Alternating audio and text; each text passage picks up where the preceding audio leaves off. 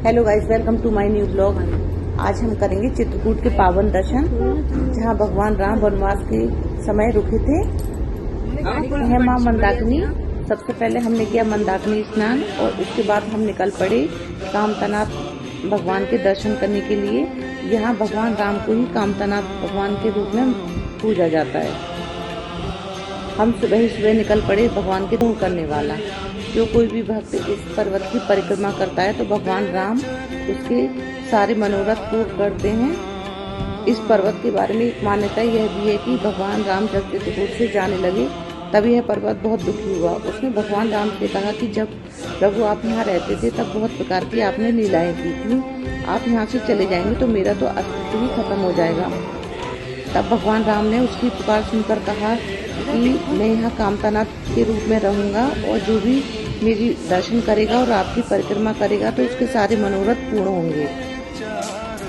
यहाँ आप बंदरों और गायों को अपनी इच्छा अनुसार, श्रद्धा अनुसार जो भी आपकी श्रद्धा है खिला सकते हो। इस परिक्रमा में 5 विकार मिलते हैं जो कि 1-1 किलोमीटर पे आते हैं और रास्ते में बहुत सारे अनेक मंदिर बने हुए हैं जिनके दर्शन करते हुए जाते हैं तो यात्रा का पता ही नहीं चलता। यही वो मंदिर है जहाँ चित्रकूट में पहली बार भरत और भगवान राम मिले थे। आज भी उनके चरण चिन्ह इस मंदिर में उपस्थित हैं। इसी जगह पर उनके चरण बने हुए हैं।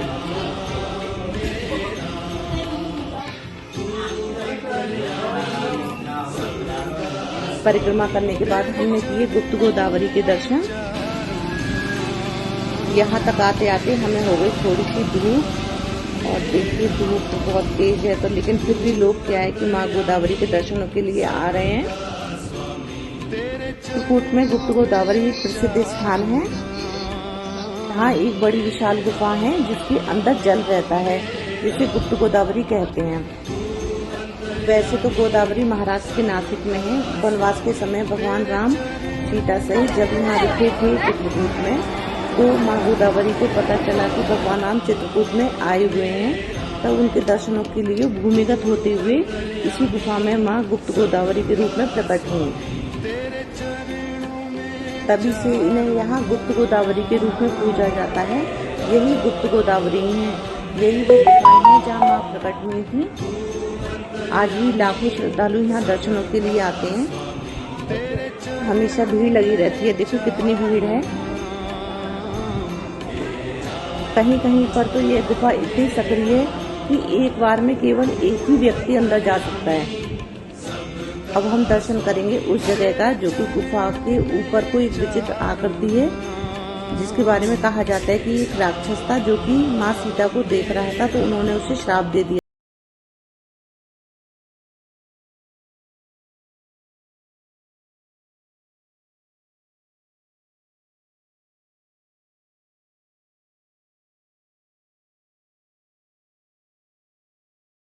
पर ऐसा लगता है जैसे कोई ऊपर से देख रहा हो। दर्शन करने के बाद हम गुप्त गोदावरी की परिक्रमा कर बाहर निकल गए।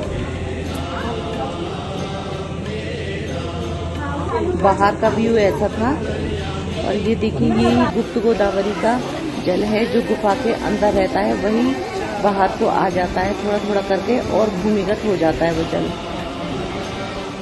गुप्त गोदावरी के दर्शन करने के बाद हम चल दिए माँ मंदाकिनी किनारे स्थित माता अनसुईया के मंदिर। ये देखिए ये माँ मंदाकिनी है और चारों तरफ हरे भरे पेड़ और बीच में मंद मंद बहती हुई माँ मंदाकिनी। ये बहुत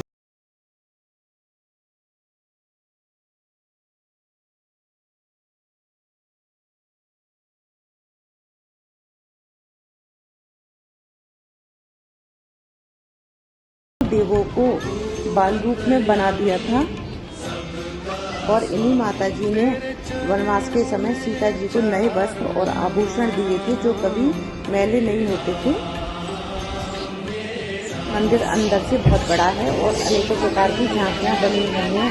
इसमें बताया गया है कि कैसे माँ ने सीता जी को वस्त्र और आभूषण दिए और उन्हें शिक्षा दी, और यह भी बताया गया है कि कैसे माँ ने तीनों देवों को ब्रह्मा विष्णु महेश को बाल रूप में बना दिया था। नदी की उत्पत्ति का श्रेय भी माता अनसुईया को जाता है। कहते हैं कि माँ ने ही अपने कमंडल से मंदाकिनी नदी की उत्पत्ति की थी। इनका उद्गम स्थल भी आश्रम के किनारे पर ही है, जहाँ से मंदाकिनी नदी की उत्पत्ति होती है। माता अनसुईया आश्रम के दर्शन करने के बाद हम निकल पड़े हनुमान धारा। हनुमान धारा जाने के लिए 2 रास्ते हैं, एक है रोपवे और दूसरा आप जंगल के रास्ते से जा सकते हैं। यहाँ गाड़ियाँ लगी हुई हैं जो कि आपको जंगल के रास्ते से घुमाती हुई हनुमान धारा तक ले जाती हैं। हमारा मन कर रहा था जंगल देखने का, तो हमने गाड़ियों से जाना चुना और हम जंगल को देखते हुए गए। कुछ रास्ता तो अच्छा था और कुछ रास्ता बहुत खराब था, बीच बीच में कहीं बहुत खराब था। जैसे कि ये है, देखो चारों तरफ पत्थर हैं और लेकिन गाड़ी चल भी नहीं रही है। तरफ का जंगल है, ये जिधर भी देखो जंगल ही जंगल है, ऊपर है।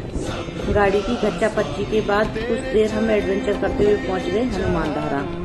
यही हनुमान धारा है, देखिए कितना ऊपर से सुंदर व्यू है। ये ऊपर पहाड़ी पर स्थित है हनुमान धारा।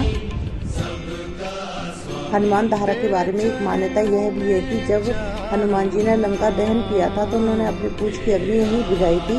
यहीं भगवान राम ने बाण मारकर एक धारा उत्पन्न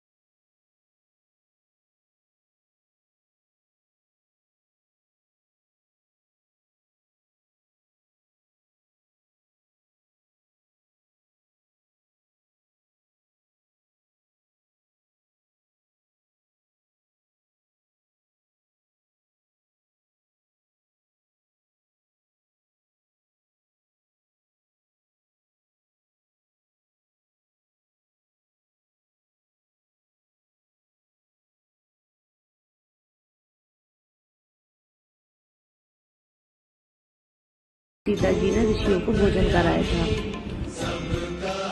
कोई राम राम कहता, शिव शिव गाता है, कोई कृष्ण राधे राधे, कोई ध्यान लगाता है, प्यारा है, प्यारा। माँ सीता रसोई के दर्शन करने के बाद हम फिर आ गए चित्रकूट। यहाँ आकर हमने माँ मंदाकिनी के दर्शन किए और किनारे चलते हुए पहुँच गए राम घाट। ये वही गांव है जहाँ तुलसीदास जी को भगवान रामचंद्र जी ने दर्शन दिए थे। यहाँ तुलसीदास जी की प्रतिमा है, इसी जगह पर भगवान राम ने तुलसीदास जी को दर्शन किए थे। इसके बाद हम चले गए भगवान राम की पर्णकुटी।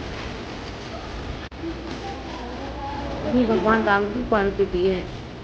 इसी जगह पर भगवान पर्णकुटी बनाकर सीता जी लक्ष्मण जी के साथ रहते थे। ये देखिए, यही वो मंदिर है जहाँ भगवान राम की पर्णकुटी है। अब ये मंदिर बना दिया है इस जगह को।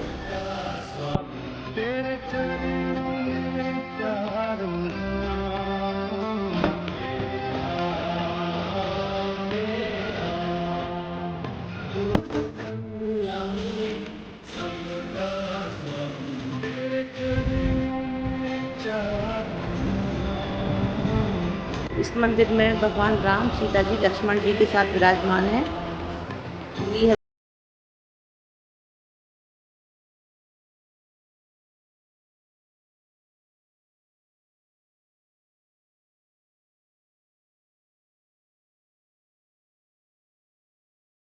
करते समय जितने भी हमें देवी देवता मिले मंदिर में, उन सबके दर्शन किए।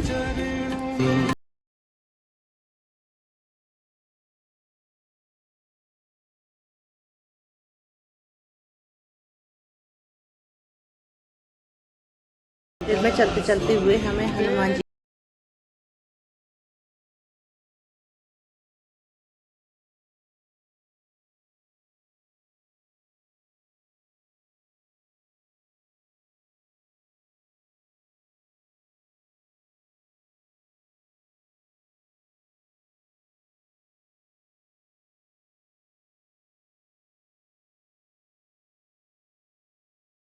दीवारों पर जगह जगह रामायण की चौपाइयाँ लिखी हुई हैं और उनके अर्थ बताए हुए हैं।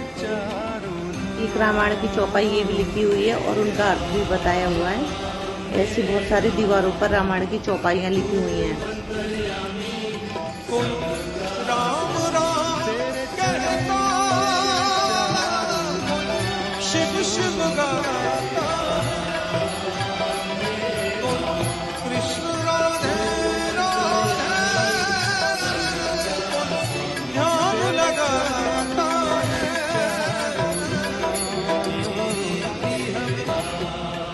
चित्रकूट में बहुत सारे मंदिर हैं। पूरा चित्रकूट ही भगवान राम की लीलाओं से भरा हुआ है। यहाँ जगह जगह भगवान राम, सीता, लक्ष्मण जी और हनुमान जी की मंदिर बने हुए हैं।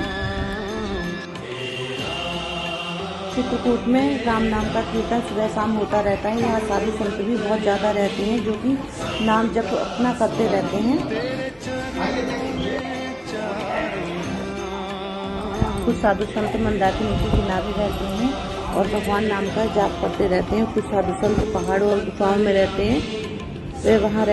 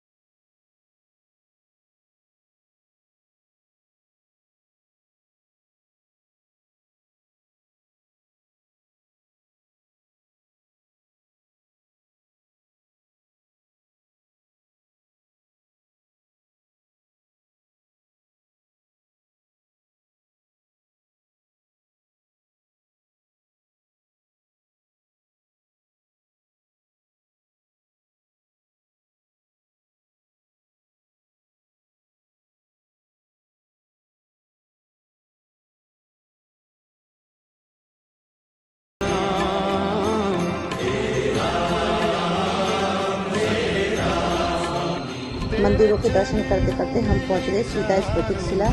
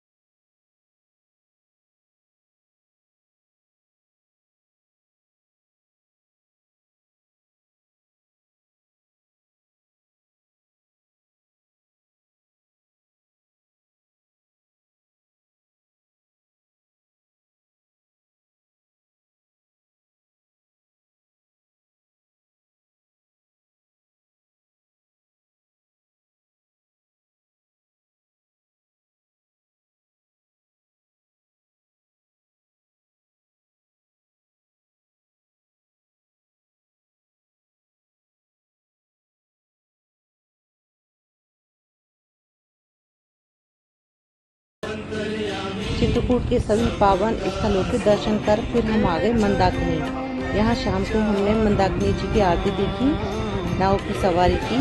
ये नाव देखी नाविक कैसे सजा धजा के रखते हैं। मंदाकिनी नदी में शाम को रंग बिरंगी नावें रहती हैं जो कि बहुत सुंदर रहती हैं। चारों तरफ नावें दिखाई देती हैं। यहाँ हो रही है माँ मंदाकिनी जी की आरती। सारे श्रद्धालु आरती में शामिल हो रहे हैं। यहाँ शाम को सभी नाविक अपनी नावों को जहाँ आरती होती है मंदाकिनी नदी में, उसके सामने ले जाकर खड़ी कर देते हैं। कुछ श्रद्धालु नाव में बैठकर आरती देखते हैं।